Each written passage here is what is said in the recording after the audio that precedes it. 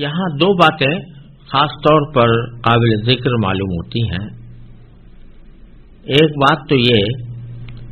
کہ جب یتیم لڑکیوں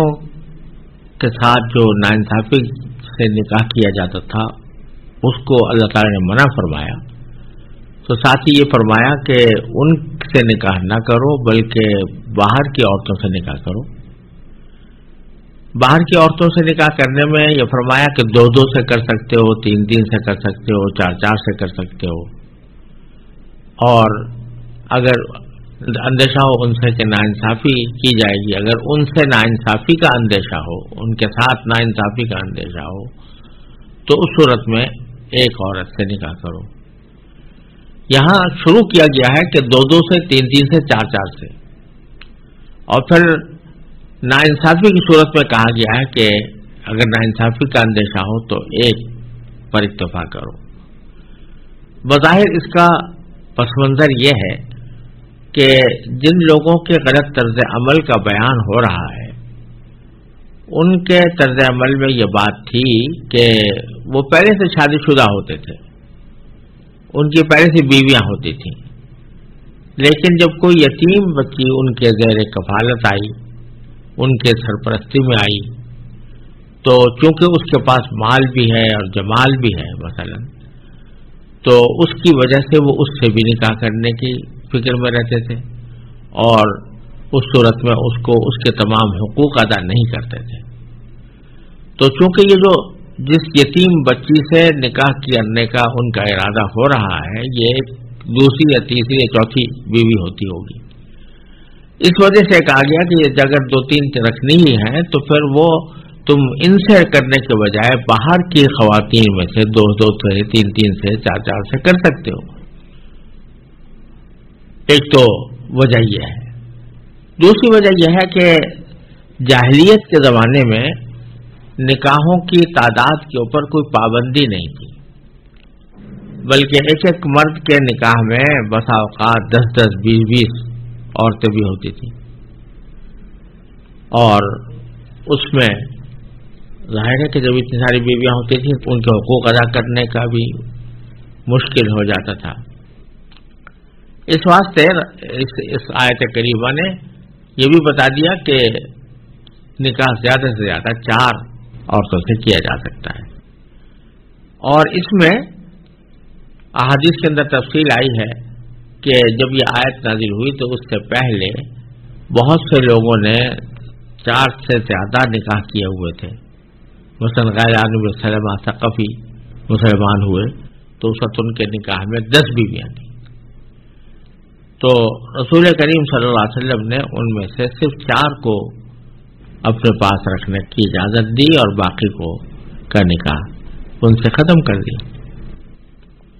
اور اسی طرح کے اور بھی متعدد صحابہ کرام کے واقعات آتے ہیں کہ ان کے نکاح میں 4 سے زیادہ بیویاں تھیں،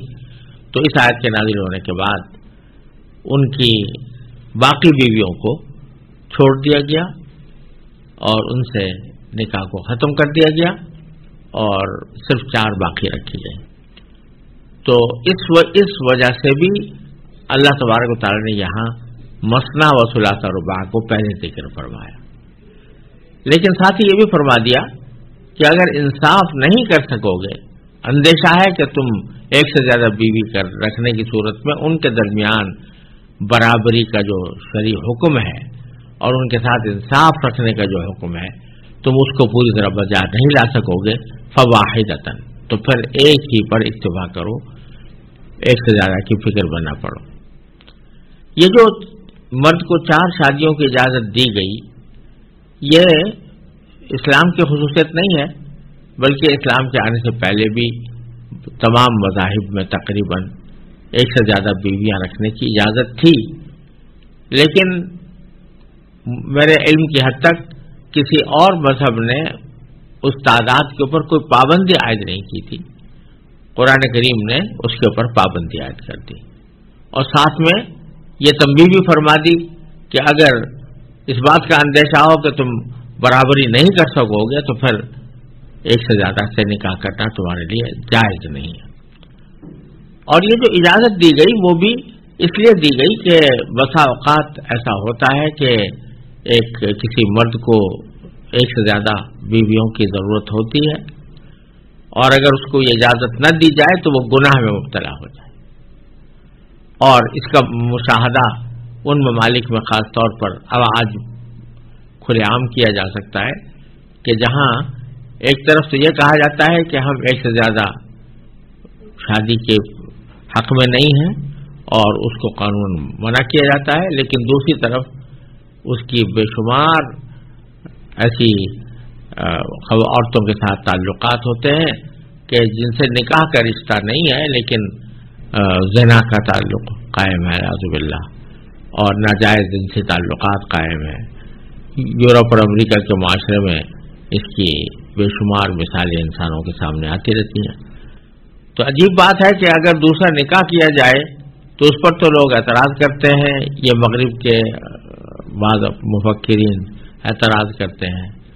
لیکن اگر دوسری کسی عورت سے ناجائز تعلق قائم کر لیا جائے تو اس پر ان کو کوئی اعتراض نہیں. تو یہ بڑی عجیب و غریب بات ہے کہ نکاح باعث عیب قرار دیا جائے اور زنا کو اور بدکاری کو سند جواز دے دی جائے. تو اسلام نے اعتدال کے ساتھ ایک طرف تو دروازہ کھلا رکھا ہے کہ جب کبھی ضرورت پیش آئے تو ایک سے زیادہ بیوی کی اجازت دے دی، لیکن دوسری طرف یہ بھی فرما دیا کہ اجازت اسی صورت میں استعمال کی جائے جبکہ اس بات کا پورا اطمینان ہو کہ میں بیویوں کے ساتھ مکمل انصاف کا سلوک کر سکوں گا. لیکن اگر بے انصافی کرنے کا اندیشہ ہو تو پھر فرما دیا گیا کہ ایک ہی کے اوپر عمل کیا جائے. دوسری بات اس آیت کریمہ میں یہ فرمائی گئی ہے کہ تم بیویوں کا مہر ان کو خوش دلی کے ساتھ دیا کرو. وآتوا النساء صدقاتہن نحلا، خوش دلی کے ساتھ دیا کرو. اب یہ خوش دلی سے دینے کا مطلب یہ ہے کہ یہ کوئی اس کو بوجھ سمجھ کر اور اس کو اپنے ذمہ کوئی مصیبت سمجھ کر عطا کرنا نہیں ہے، بلکہ یہ ایک تحفہ ہے جو تم اس کو دینا تمہارے ذمہ واجب ہے. اس کو خوش دلی کے ساتھ دو اور اس بات کی فکر نہ کرو کہ اسے معاف کرانے کی فکر میں پڑے رہو. جیسا کہ آج کل بسا اوقات ایسا رواج ہوتا ہے کہ ساری زندگی بیوی کے ساتھ زندگی گزاری اور جو مہر اس کا واجب تھا وہ ادا نہیں کیا، اور پھر اس سے کہہ دیا کہ بھئی تم مجھے معاف کر دو، اور وہ بیچاری شرم و حیا کے اندر یا محض مربت کی بنا پر معاف کر دیتی ہے. تو یہ ایسی چیز معافی میں شمار نہیں ہوتی شرعاً جو بغیر خوش دلی کے معافی کی جائے. اس لیے قرآن کریم فرماتا ہے فَإِن طِبْنَ لَكُمْ عَنْ شَيْءٍ مِّنْهُ نَفْسًا، کہ اگر وہ خود خوش دلی سے کچھ معاف کر دیں، یعنی مہر کا کچھ حصہ معاف کر دیں، خوش دلی سے معاف کر دیں. یہ لفظ قید لگائی ہے اللہ تعالیٰ نے، یعنی صرف یہ نہیں کہ آپ نے ان سے کہا اب انہوں نے شرما شرمی زبان سے کہہ دیا میں نے معاف کر دیا، تو وہ معافی نہیں ہوئی. ہاں خوش دلی سے وہ اگر معاف کر دیں تو پھر بے شک اس کو تم کھا سکتے ہو، جو جتنا اچھا تمہیں معاف کیا گیا ہے وہ تم استعمال کر سکتے ہو اور خوشگواری کے ساتھ استعمال کر سکتے ہو. یہ دو باتیں ہیں جو ساتھ ساتھ اللہ تعالیٰ نے یتیموں کے احکام کا ذکر کرتے ہوئے ساتھ ساتھ بیچ میں اللہ تبارک و تعالیٰ نے بیان فرما دی. پھر آگے پھر یتیموں کے حقوق کا بیان دوبارہ اللہ تعالیٰ نے شروع کیا ہے اور ان کے احکام اللہ تبارک و تعالیٰ نے اس اعتبار سے ذکر فرمائے ہیں.